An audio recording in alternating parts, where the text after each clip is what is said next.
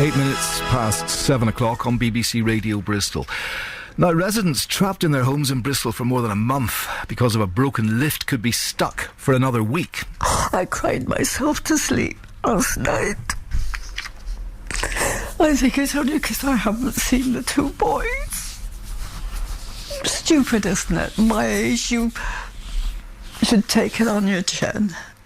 That's Kathleen Shortman, who's not been able to see her two sons, as you've just heard there, because one is in a wheelchair, the other has just lost his leg. In the last 24 hours, the manufacturer of the lift at Ferndown Grange in Henleaze has said repairs should now be completed by the 8th of October. Now, that is next Tuesday, if not before. Peveril, the company which runs the complex, says it's helping residents with their shopping and has visited them over the weekend, yesterday afternoon and tomorrow as well. You may have heard the interview with Peveril with Lucy on yesterday's programme. Is that enough? Conservative MP for Bristol North West Charlotte Leslie is calling on them to sort the whole thing out and joins me on the programme now. Charlotte, good morning. Morning, Steve. When you hear an old lady crying like that and saying that she's crying herself to sleep because of a situation with a broken lift, in 2013, how's that happening?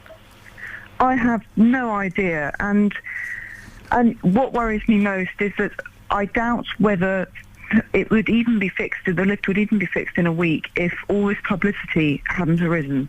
And I suspect, I don't know, and that it's very easy to leave elderly people who are also very stoical. What I was very struck with was, she said, people of her age should take it on the chin. Well, they shouldn't. They deserve the lift to be fixed. But what's so heartrending is that many people of that generation have seen a lot of hardship and they will put up with things.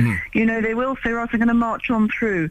And what I don't like to see, makes me very angry, is people taking advantage of that. Yeah. And this just looks like neglect. I'm sorry. I'm sure there's all sorts of technical excuses, but it just looks like really awful neglect. Neglect on whose part?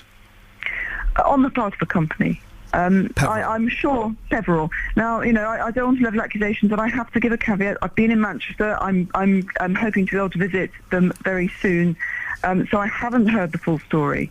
But one does suspect that if this lift was in perhaps one of the managers or the owners' own homes, then it might have been fixed a little bit quicker. Yeah, mind you, it's 5 weeks after the event. They say another week. We've heard this story the last couple of weeks. It'll be fixed by Tuesday, and so on and so forth. Whatever publicity, for goodness sake, there are people trapped up there. They can't get out of their homes. Shouldn't a new lift be put in?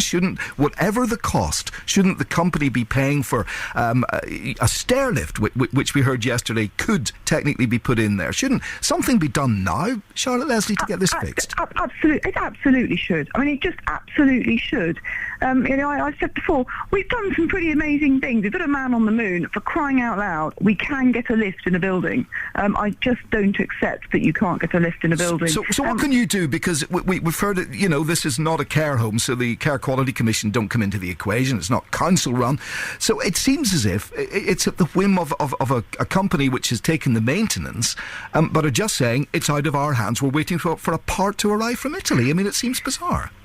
It does seem bizarre, and also it's one of those sort of awful and tragic cases of everyone of a tick box mentality. Everyone goes, oh, well, it's not my problem. I've ticked my boxes. It's not my problem. When actually there are elderly people who are crying themselves to sleep because they can't get out of their building. And you see there's quite a lot of people not caring about people in a human way because they feel they've ticked the boxes. Now, Charlotte, I heard the interview that Lucy did yesterday, and the best one in the world got nowhere with the company because they kept just saying it's not our fault and we're doing our best. I'm not sure what the best is, but who now steps in? Who now says, hang on a minute, there are elderly people in their 80s in that complex. Something has got to be done. Who takes responsibility now? Well, it seems like there's a bit of a gap in kind of the who should actually police this kind of thing, and I think often we depend on human decency, and often that doesn't occur. But this is an emergency situation. I mean, absolutely. 85-year-olds crying themselves to sleep. Surely to goodness, you're the MP. Who are you going to say to... What kind of society is it? Who actually takes the responsibility here rather than relying on goodwill? Well, I mean, it's difficult to know what to do. You can bang on and badger the company, but and I'm going to be visiting them hopefully later today. But I've just come back from Manchester. But there's always something you can do. I've got to work out what that is and see if we can get the situation sorted, because the fact is we don't want elderly people trapped in their homes for another week. I don't accept there's not a solution. There's always a solution, that you just have to have the political will or the will to do it. But as far as you're concerned, you stand by the comment that Peveril, in your view, are guilty of neglect here.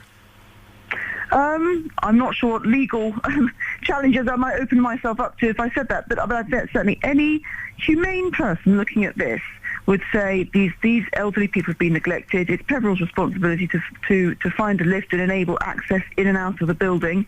I don't know what emergency facilities would be there if there was a fire in the building. I don't know what arrangements would be made then. I think anyone looking at this would say these have been neglected, and it was Peveril's responsibility to sort out the lift, and they haven't done it. Charlotte Leslie, thank you very much indeed. Thank you very much. Thanks for joining.